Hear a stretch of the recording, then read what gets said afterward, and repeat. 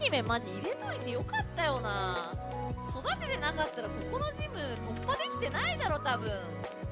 ね。でもなんかさ、対人とポケモン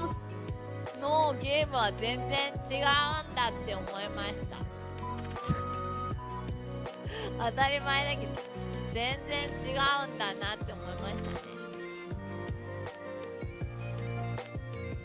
ね。ノアザク先輩、タムフ先輩、ロボピー先輩、マジでメリケン先輩、友達とドライブしながら見ましたサンキューに名前を変えた元リーケン先輩、センキュー、あいあい